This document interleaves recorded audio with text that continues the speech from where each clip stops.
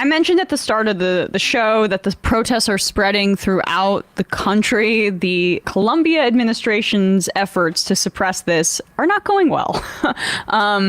They are just spreading like wildfire, as is the case when you try to suppress a movement like this. It's just going to keep growing. We saw encampments go up at Harvard. We saw police being extremely rough with protesters at UT Austin, fascist imagery that if it came out of any other country, we'd be speaking about the authoritarian nature of it. And then at USC, what happened at Emory today? Yes, I saw that it was breaking as we went on air. But Emory, I also see apparently there's a crackdown. Binder, what's the latest? This one was even more brutal than in Texas. There's a video of 3 cops holding a guy down, cuffing him, and the entire time they're cuffing him, one of the cops is just hitting the guy nonstop with a taser, not stopping, just like holding down the taser button. And then Emory puts out a statement saying these were not students. They were off-campus agitators. They had no business being on here. And then you're looking online and it's like, I'm an Emory student. I was there. I helped organize it. These were all Emory students. I mean, it's this... The comparisons to Kent State, the comparisons to the protests in '68, to Vietnam protests, to anti-apartheid protests, we see police repression of anti-war demonstrations throughout history. This is a particularly brutal time right now for it. But I'm just so in awe of these students, and they are making history person by person with their demonstrations. And I'm in awe of the people showing solidarity with them, including this father here at the USC protest. His kid is a USC student, and he spoke here to ABC Los Angeles about why he's supporting his daughter. And it's interesting to see how the anchor keeps trying to make it about like his personal feelings or how he feels about his daughter and not the broader issue. And this dad of the year, doesn't take the bait. Yeah, I'm here with Lázaro Abuelo. You are a father of a student at USC who's here. Tell me why you're on campus. You also said you're a Los Angeles resident. I am here to support my daughter. She's studying here, and they're protesting against the genocide. And that's why I am against the genocide. My family is against the genocide. We think that no kid deserves to be killed. But why did you come down to campus? Yeah, because my daughter started organizing too. Says, hey, we have to support Palestine. And that's why I am here. Not only to support Palestine, we want the genocide to stop. Do you know where your daughter is right now? Right now, gotta be somewhere because the police start chasing all the students. As you see, they are threatening. If we don't leave the campus, we are gonna be arrested. But the students are so brave. Look at them. They don't want to leave the campus. Does that concern you, though, as a father, that your daughter is somewhere? Even though it concern me, but my daughter did the right decision. If she rather to be arrested fighting for Palestine, I will be the happiest daddy. I will be the happiest daddy if she's doing the right thing. And I know she's doing the right thing. If the police arrest me now, I am willing to go with the students. I have no problem because what I am doing is the right thing, fighting against a genocide. I have kids, not only the teenagers, I have a 7 years old, and I imagine being a father in Palestine to see my kid be assassinated by Israel. That's not good. We are humanity. This is not a matter of religion, political, no. We are humans. We cannot support any genocide. Well, we will let you go and find your daughter, and I appreciate you talking to us. Free Palestine, always. Thank you for talking to us. With Palestine, always. Quite the story there. A father coming down to campus, his daughter, a USC student. I love it. The guy's great. Quite the message discipline. I know. A father and a daughter. How can we make this a human interest story? Like, as opposed to what about the genocide? The reporter's like, all right, cut his mic. Yeah. What a lovely... He's a better speaker than like 99% of the people who have had to issue statements on this in Congress, in major organizations. He was on point. And he comes across as extremely relatable as a father myself. Yeah. Was that a father or was that an outside agitator? He wasn't even a student, for crying out loud. What is he doing there? Look at that outside agitator. I mean, he's likely Was he paying trained his by daughter's Hamas? tuition, so he's likely a customer of the school. Is he trained by Hamas? Was he, or is he Hamas? We don't really know. I don't know. Let's ask Israel. Yes, I'm sure that Netanyahu has any statement about how that man is actually a Nazi or something like that. I mean, I don't even want to joke about it because that was one of the most wholesome things I've ever seen in my life. So great. He said if she gets arrested, I will be the happiest dad, and that's this is morally righteous. Matt's been saying this and giving, I think, me confidence in my life to talk to people about this and to be able to point a finger back in their face, because especially early on, to speak about the occupation and what was happening in Israel or in Gaza with the requisite context was a little bit intimidating because of the fierceness of how people would talk to you Invoking the Holocaust. Invoking the Holocaust. Moskowitz now against AOC as he likes Michael Rappaport tweets, mocking Bernie Sanders. I mean, Netanyahu's also been invoking the Holocaust. He said that the demonstrations on the college campuses are like the actions taken by students at German universities in the 1930s. This is also not the first time that he's cynically used the Holocaust, and by the way, engaged in a version of Holocaust denial, revision. Yep. Someone had said don't use revisionism because that has a positive connotation. Right, okay. So I'm trying to... You guys understand. But basically, and I use this example all the time just to show how depraved the Zionism is, saying that Hitler did not have the idea to exterminate the Jews until the Palestinian Grand Mufti gave it to him, which is just not true. Read historians like Avi Shleim, Arab Jews from the region, who talk about it was Zionism. It was Israel's aggression that made Arab Jews in the region feel unsafe. European anti-Semitism was imported with Zionism. And this was not a reality for Arab Jews living as a minority in the Middle East at this particular time.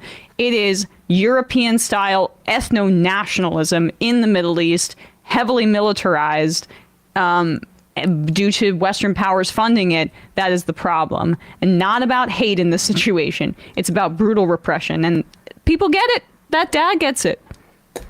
I mean, I just got to add that the nerve of that motherfucker to honestly put out a statement like he did, like Netanyahu did.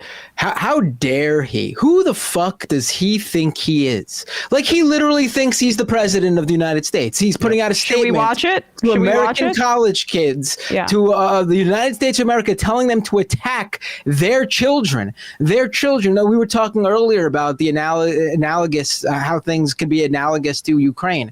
Here you got like Ukraine and Zelensky literally tiptoeing around every single word they say. Biden putting a red line on them as the people who are defending their country, giving them a red line of don't you touch Russian oil. And then we give free reign to Netanyahu to do whatever the fuck he wants to Gaza, whatever the fuck he wants to Palestinians. And he has the nerve to release a video attacking American kids and students. Like, let's hear this. Who are we letting? Like, who is in charge here? Seriously, who is in charge here? I mean, the tail is wagging the dog or whatever it is. Like, I agree. Like, I don't even underline like Binder, like how dare you? I feel patriotic in a way that like, and it happens with this like foreign governments. Like when Erdogan had thugs beating people up, it's like, are you fucking serious, bro? Do I need to get Uncle Sam on your ass? Like, what the hell's going on right now? And this guy, let's play this Netanyahu thing. How dare you? As Max Kennerly points out, we have 40,000 troops developed to help this motherfucker do a genocide right now. Troops that, I don't know, maybe want to commit suicide because actually maybe this isn't what I want to do with my life, is I'm 20 years old helping fucking genocide that the world hates. We just approved $15 billion in military aid. Yeah, I mean... how dare he? And how dare anybody tell me that we should have? Philadelphia's own, also indigenous to Palestine, Netanyahu. What'd you say? Not really from. Okay, whatever. But he grew up in part in the United States, as many Israeli citizens do, by the way, dual citizens that don't need their second homes to be a former Palestinian person's house. Saying about how the college students who pay the taxes that literally go to his bombs are actually Nazis. What's happening on America's college campuses is horrific. Anti-Semitic mobs have taken over leading universities. They call for the annihilation of Israel. They attack Jewish students. They attack Jewish faculty. This is reminiscent of what happened in German universities in the 1930s. It's unconscionable. It has to be stopped. It has to be condemned, and condemned unequivocally. But that's not what happened. The response of several university presidents was shameful. Now, fortunately, state, local, federal officials, many of them have responded differently, but there has to be more. More has to be done. It has to be done not only because they attack Israel, that's bad enough. Not only because they want to kill Jews wherever they are, that's bad enough. It's also, when you listen to them, it's also because they say not only death to Israel, death to the Jews, but death to America. And this tells us that there's an anti-Semitic surge here that has terrible consequences. We see this exponential rise of anti-Semitism throughout America and throughout Western societies as Israel tries to defend itself against genocidal terrorists. Genocidal terrorists who hide behind civilians. Yet it is Israel that is falsely accused of genocide.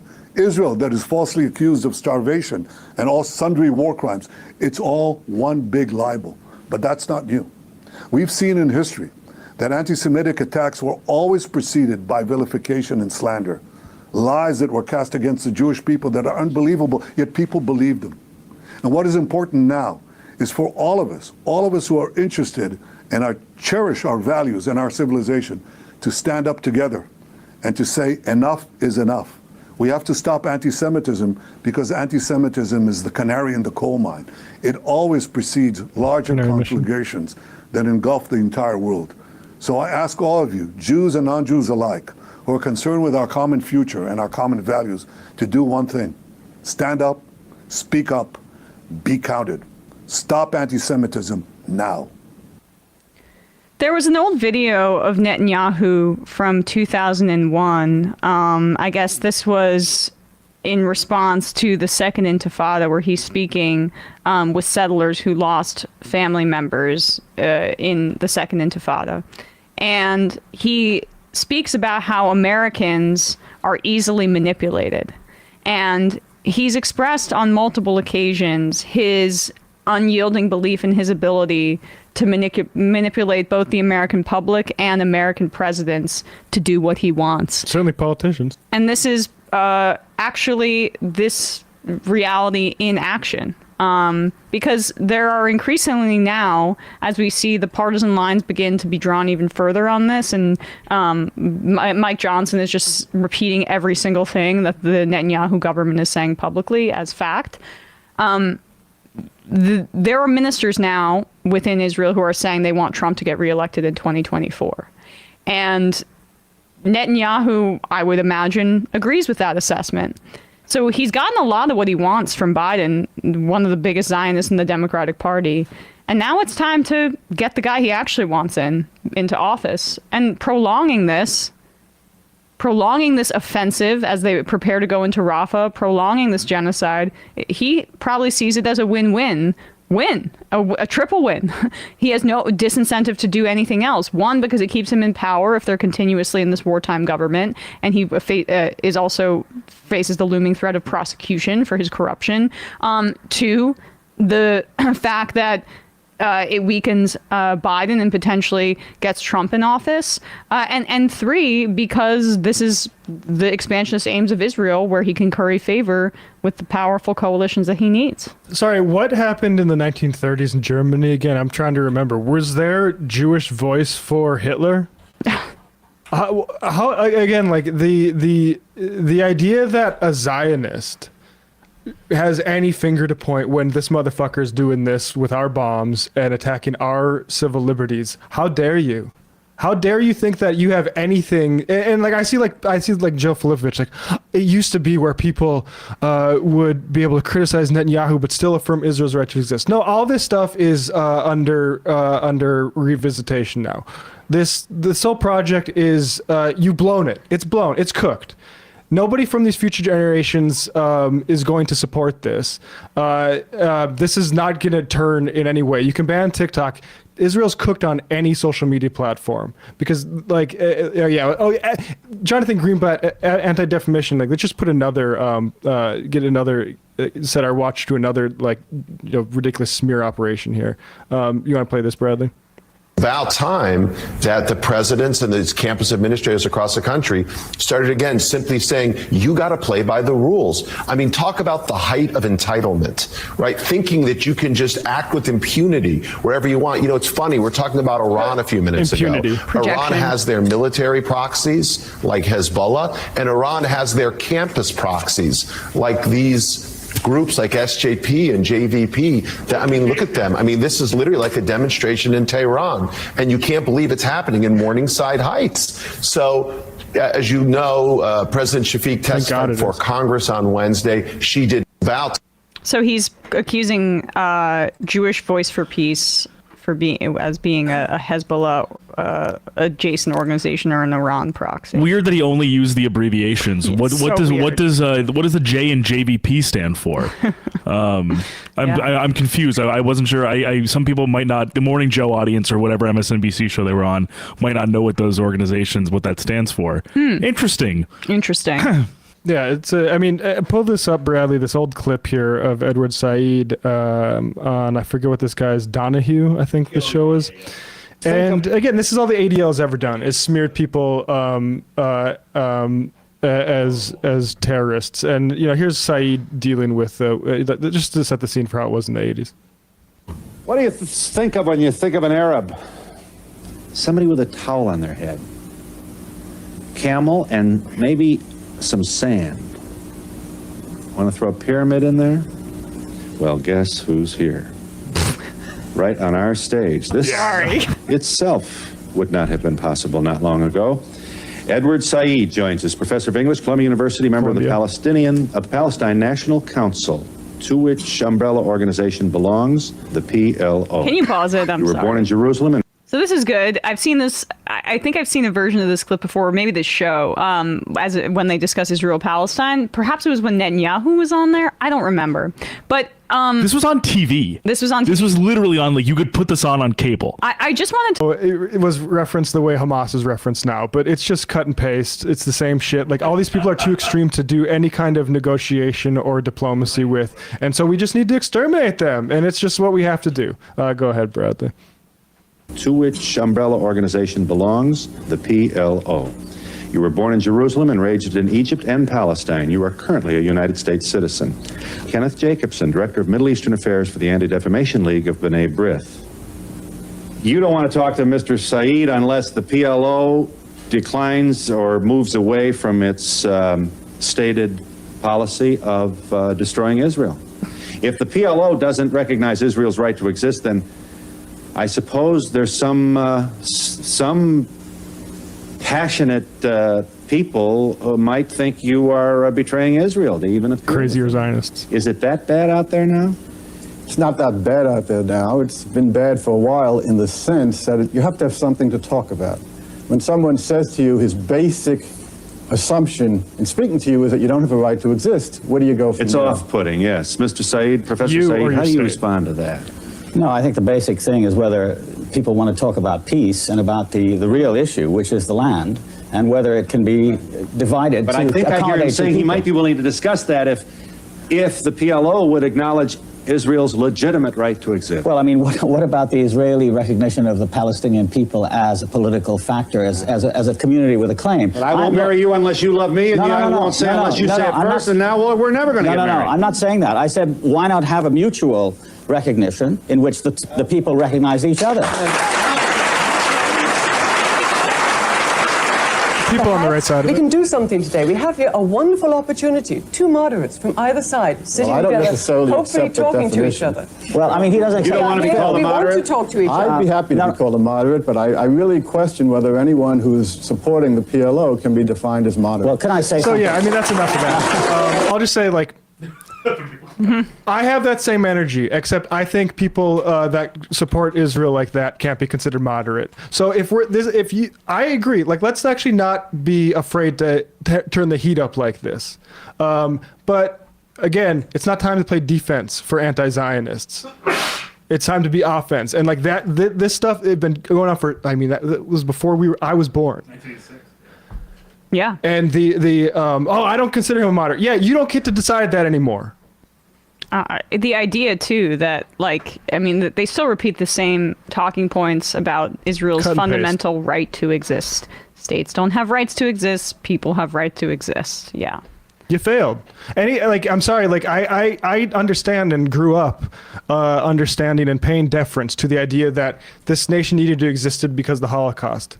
That failed. We need to actually, and it's everybody's responsibility now to say that the Zionist project aimed at that as a reparation, it failed. Yep. And it's over. And it is not worth another bomb being sent over to it. NJ Mailman says, I just want to point out that the Russian mob and the IDF do a lot of the same atrocities. That's why many Ukrainians, especially in the American diaspora, support Palestine. Looting, bombing civilian infrastructure, attacking civilians, fleeing in humanitarian corridors, or stopping food aid from entering areas. Watching the bombing of Gaza, I couldn't help but thinking of the shelling of my family continues to go through. Ukrainian leftists in Ukraine show solidarity with Palestine. Both civilians are suffering from imperialist countries. Problem is, so many milquetoast libs in this country with the Ukrainian flags on their, with their virtue signaling Ukrainian flags, they're pro-Israel. So I think it sort of paints that position in the wrong light. The political class, it's undoubtable that there are a number of Ukrainians who see the analogous situation, and not always, obviously, but in numerous ways, at least in terms of how it's playing out here in the United States, obviously, with who supports Ukraine and who supports Israel. Right. Debt to America says, asking Emma what's going on with sports right now is a very dangerous thing. Sam goes, satire. I love seeing all these people on Twitter with American flags in their bio, and their timeline is full of crying for free speech to say slurs, but then celebrating the violent crackdown on peaceful protests. Should you do that Robbie and Bree clip? Sure. I do have to say, I have seen some right wingers with interesting takes. It's been few and far between. I'm not going to give them, I'm not saying suddenly follow them, but I have been surprised. But when you say interesting, do you mean suspiciously maybe anti-Semitic? But yeah, but you know what? Someone again, this is a horrible guy, but Matt Walsh is out there saying that the governor of Texas is saying he cracked down on those protesters for anti-Semitic speech. And that is a First Amendment right for them to do that. And he says that he can make arguments that the encampments were illegal, or was violence, and that'd be fine.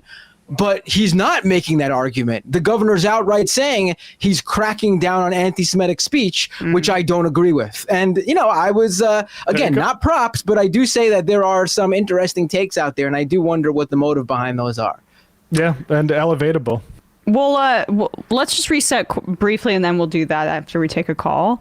Reading just a few more items in a second. Crowned lefty and somewhat adjacent. Hopefully, we can continue to gain ground in Los Angeles, either Isabel Jurado for LA CD8 and Jillian Burgos for CD2, and David Kim, who could potentially unseat Jimmy Gomez in CA34.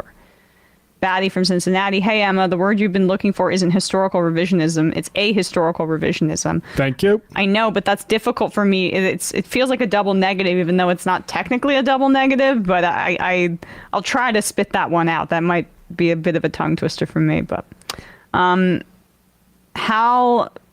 farish Ryan. Netanyahu partly grew up in the U.S. because his father was too far right for the Israeli government. The whole family has always been genocidal. Yeah, that's hilarious. Juniper J. Biden looks so weak. When Netanyahu says jump, Biden says how high. Chicken salad restaurant Jew here. It's plausible that there is a rise in anti-Semitism lately, and I wonder if it potentially coordinates with the self-proclaimed Jewish state committing genocide. Israel's making Jews less safe, not more. Couldn't agree more. Yeah, I mean, I genuinely, and to the extent there are incidents, they are the responsibility of local authorities. Like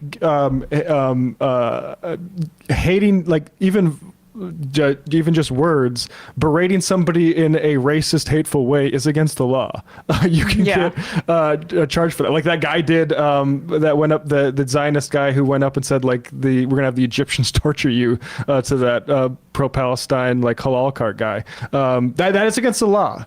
But it is not, and but to put it on the front page of news coverage, of political news coverage in the midst of a genocide is just a category error.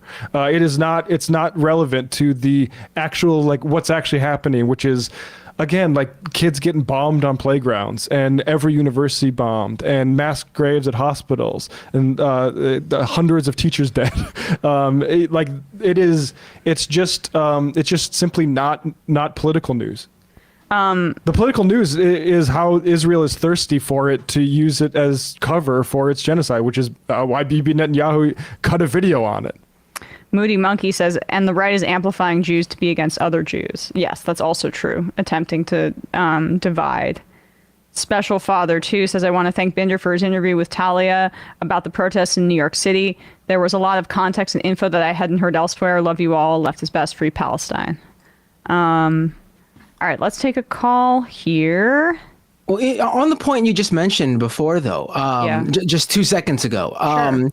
So apparently tonight at Columbia, there are Christian nationalists.